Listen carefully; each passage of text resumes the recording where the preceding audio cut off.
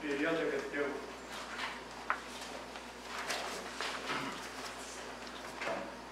Oui. Bon retour, M. le Président. Vous auriez pu vous reposer plus longuement. M. Barbeau a fait très bien ça pendant votre absence, cher M. Soumier. Alors, si vous êtes là, c'est parce que... Si vous êtes là, c'est parce que vous êtes prête à faire face à la musique. Êtes-vous prêt? On peut pas de questions qui sont, madame. Parce que vous avez une fonction. Je vous l'ai dit à la voiture de l'Assemblée, je peux là mes fonctions. Parfait. Merci.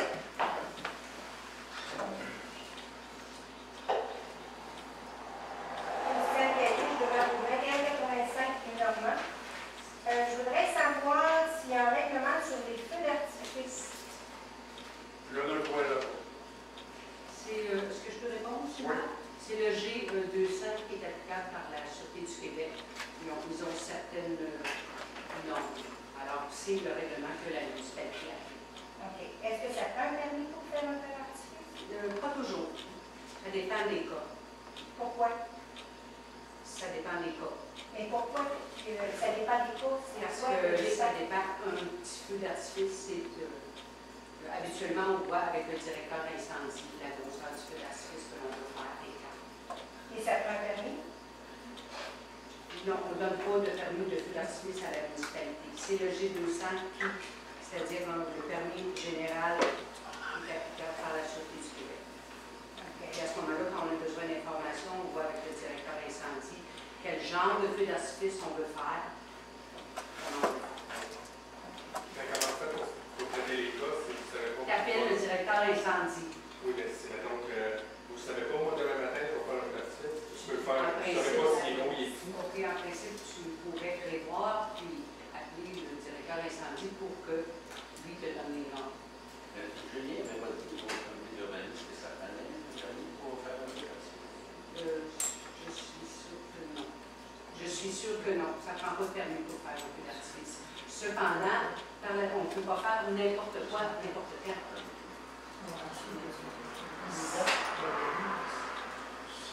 Avant de le prévoir, avant de le faire, il faut faire une petite vérification. Les gens devraient s'informer avant. Absolument. Ici, il y a, par exemple, la personne n'a pas demandé le permis puis un désagrément, bien, il faut appeler à ce moment-là la Sûreté du Québec.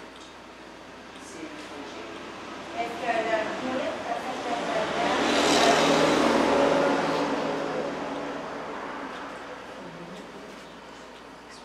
Je peux répondre à cette question. Lui, c'est 11 heures, ça doit être 11 heures.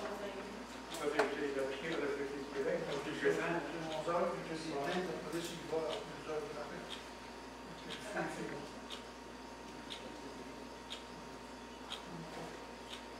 Ma deuxième question, c'est que je voudrais savoir pourquoi, quand Léa est venue à la municipalité, c'est pas une personne élue qui a répondu aux questions. Aucune idée, je ne peux pas vous répondre. Parce que la personne qui a répondu a oublié de mentionner qu'il y avait une motion qui avait été présentée ici pour les pitbulls. Alors, je trouve ça étrange qu'on laisse quelqu'un répondre à des questions et que les réponses sont pas complètes. Les citoyens qui l'ont écouté, ils ont trouvé que c'était normal.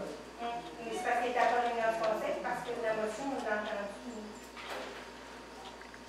C'est fait. Aucune idée. Et je voudrais savoir, à 7.5, c'est quoi? C'est marqué entériner l'entente de principe CNESST. C'est quoi ça? Ça, c'est une vente confidentielle entre le conseil. C'est mal. Si c'est confidentiel, pourquoi ça se ramasse dans l'ordre du jour du 4 juillet? On n'a pas le choix, on va poser des questions. Est-ce que quelqu'un du conseil peut me répondre? C'est quoi? C'est la commission des normes de sécurité de service de résidence locale. C'est dans le code à cause de l'harcèlement scolaire. Ah, OK. Est-ce qu'il y a eu des discussions là-dessus? Il va être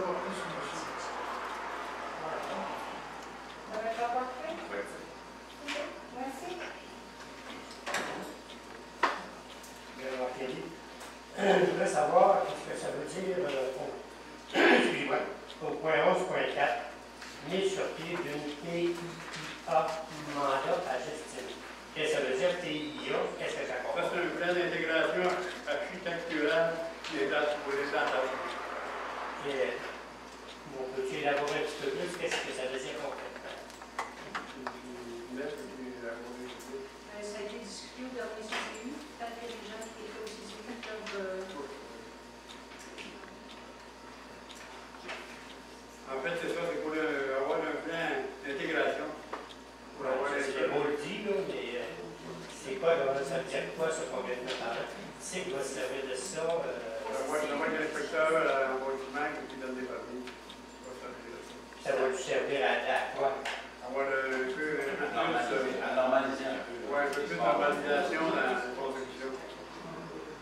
Ok, autrement dit, c'est des normes concernant la gestion des permis de construction des émergences. Dans le secteur industriel et commercial. Ok. Puis ça, il faut vous donner un mandat à la gestion pour ça? Oui. Ben oui, oui. Ok. Ça c'est combien de mandats? Les 500. 500 $. Ok. Puis ce règlement-là, vous allez, j'imagine, le publier sur Internet? Oui. Il va se rajouter au règlement des normes sur le bâtiment. Quand il va y avoir des permis qui vont demander, le CCU va se baser sur ces nouvelles normes. C'est-à-dire les normes aussi banales, l'asphalte, le nombre de banquettes, la grandeur des banquettes, la hauteur des bâtisses, l'harmonie, si tu veux, avec L'emplacement des pompes à chaleur, par exemple, par rapport aux voisins.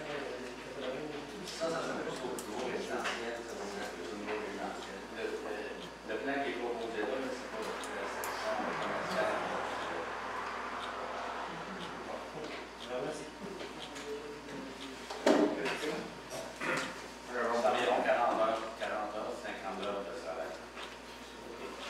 On pourra avoir des détails des surplus d'argent qui sont dans les coffres. On n'a pas de détails là-dessus parce qu'on voit que les taxes n'ont pas diminué, même si les producteurs ont augmenté de 50 leurs taxes.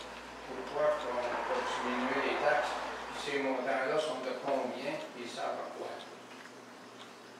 Ça, à l'administration. L'administration de quoi? Parce que là, tu as des chiffres à donner. Nous avons donné le bilan dans le dernier bulletin ou l'avant-dernier bulletin après que nos états financiers aient été présentés. Maintenant, votre question est à quoi ont servi?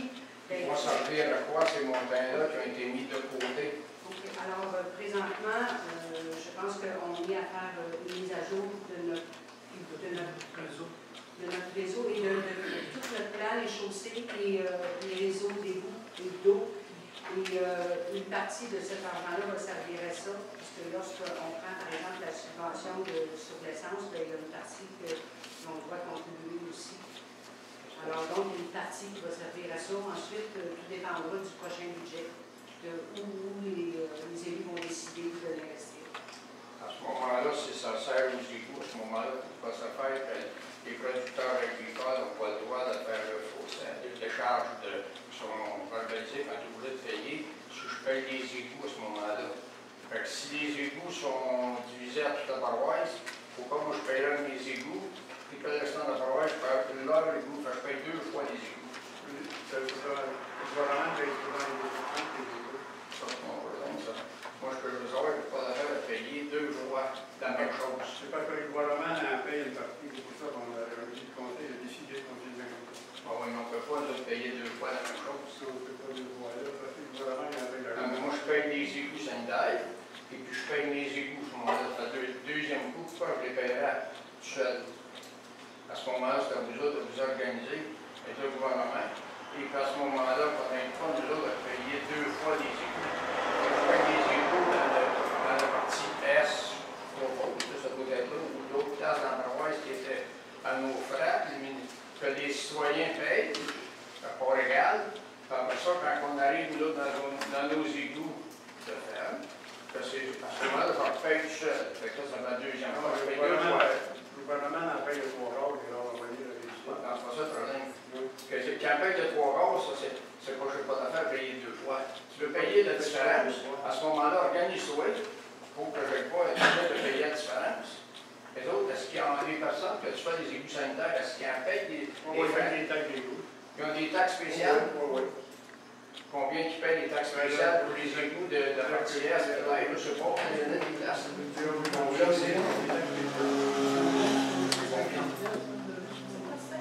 Oui, il y a des exploitations suivant plus que 50 $. Il y en a qui ont 28, un 50. On va aider à regarder les cartes. Et l'exploitation. Mais la Martinière, ça s'intéresse combien qui payent. La Martinière, vous en avez combien qui payent. C'est quoi la partie ouest? Les égouts des dernières places qui étaient là. Le dernier coup, ça a été combien les égouts faits par citoyen? En fait, les flux mentionné à 100%. Ensemble, ça? Oui. Ben, moi, ce que j'ai su, c'est la taxe d'assises qui paye la différence. La taxe d'assises, c'est pas une taxe, c'est pas une subvention. C'est pas une subvention, ça. Après, là, comme on voudra, elle a été payée à 100% avec la taxe de séjour. Oui, mais si les citoyens sont partis à la grandeur de la paroisse, Non, non, aucune. Tu nous verras l'article de loi qui dit ben, en tout cas, je n'avais pas le même livre que moi, parce que la taxe d'assises est remis également dans la municipalité. non, non. Non, pas grave. Ça ne change pas pour un autre. On va essayer de finir le thème. C'est beau, ça. Les citoyens vont juger. Madame Dell, vous venez de dire que le bilan a été écrit dans l'un des 2 derniers journaux municipaux. Je les ai ici, puis il n'y a rien. T'avais pas le mois de mai? J'ai le mois de mai. En dernier. J'ai mai et juin, et c'est pas là. Et vous savez le procès verbal? Oui. Ça serait dans le dernier paragraphe.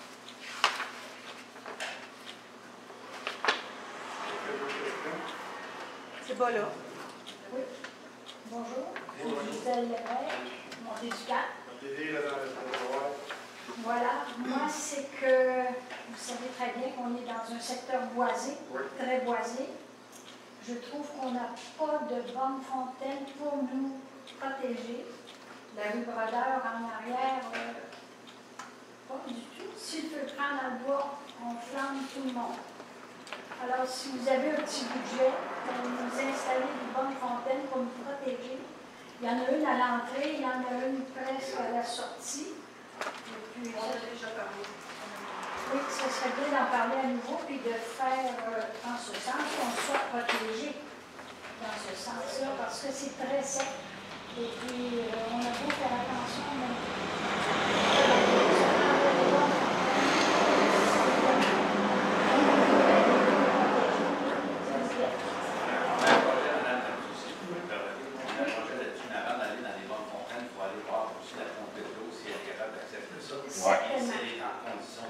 certainement, ça serait très bien. On veut faire passer ça sur les travaux, parce que c'est la même chose dans le cadre s'il n'a pas de Pas de bonne fontaine. Moi, je suis là depuis 40 ans, donc ce qui s'est fait pour la rue Brodeur, j'ai tout vu ce qui s'est passé. Je peux vous dire c'est quoi, mais je vous demande de nous protéger parce qu'on est boisé. Vous savez très bien que c'est très dangereux. Fernand va nous répondre. Oui, je pense que je peux répondre peut-être. OK, là, il y a les Brodeurs. Ça va en arrière, mais c'est la croissance Brodeur. Il y a eu un 6 pouces, 8 pouces, mais c'est une balle. Après ça, c'est du 4 pouces. Oui, monsieur, c'est l'état du 6 pouces qu'on peut savoir. Non, mais 4 pouces, on peut pas Le 4 pouces, pas dans le 4, en principe. Alors, c'est pour ça qu'il faut commencer, avant de donner les bonnes fontaines, il faut commencer à connaître le réseau. Qu'est-ce que c'est? Oui, ça que j'ai écouté au escalier, en fini, la ligne de 6, en arrière le P2, en allant vers les Brodeurs, la ligne de 6 pouces finie là, elle descend en bas jusqu'à chez moi, dans mon éducat, puis après ça, elle traverse de l'autre côté, dans le développement qui a été fait en direction du golf, en bas. Il y en a une autre bonne fontaine là-bas. Il y en a une deuxième au-dessus de chez nous. Il y en a un autre à l'autre bout. Mais jusqu'à-demain, d'avoir une bonne fontaine, il y en a jamais eu en arrière, puis ça, c'est la pointe haute dans le méthode, tout ce point de la rue. Pour alimenter, il y avait un coup de cœur du Brodeur elle-même en arrière. Il y a un 6 pouces qui sont là qui était voilà. Après ça, ils ont réduit. Quand le Brodeur, dans le temps, quand il a fait la rue, il a réduit ça de 6 à 4 sur la rue. Mais le 6 sera plus au point.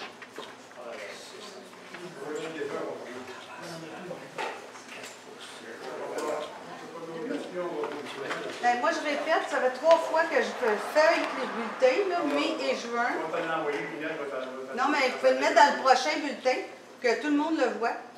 Merci. On va te l'envoyer. Monsieur? Oui, Roger Grenier de la rue du Moulin. Oui. À la dernière réunion, j'avais fait mention qu'on est venu domper des tonnes et des tonnes de terre derrière chez nous. Oui. Depuis ce temps, il y a un bulldozer qui est venu, il a passé la journée à planir tout ça. Est-ce que vous avez eu des expertises qui nous confirment que cette terre-là est propice à ce qu'elle doit servir? Est-ce que c'est de la terre contaminée ou non? Je n'ai pas eu de réponse encore, on devait me revenir là-dessus, je n'ai rien entendu. Alors j'aimerais savoir là, si quelqu'un peut me répondre là-dessus, s'il vous plaît. Ginette, tu es de prendre des... On a avisé la personne qui avait défendu des totales.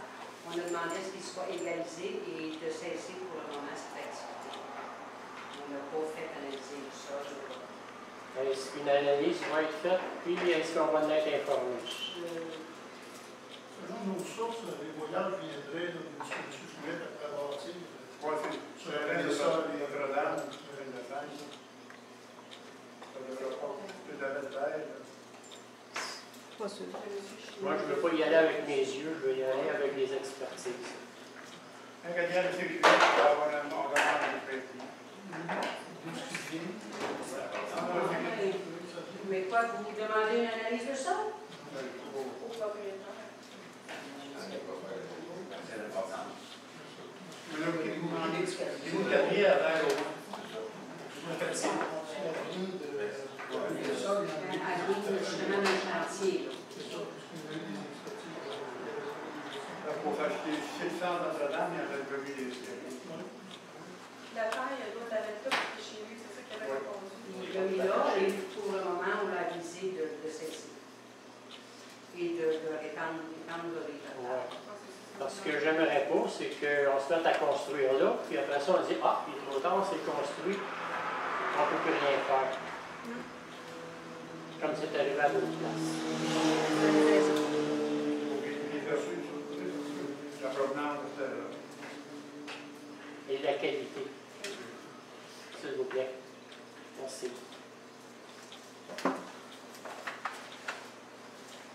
d'autres questions.